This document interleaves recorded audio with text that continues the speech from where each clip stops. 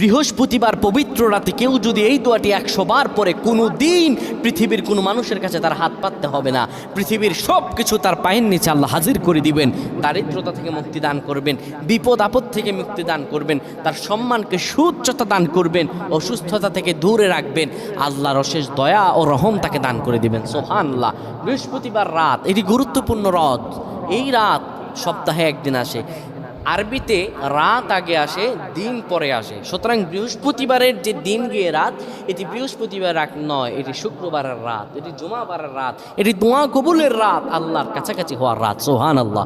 এই বৃহস্পতিবার রাত আল্লাহ তাআলা বান্দার দোয়া কবুল করেন।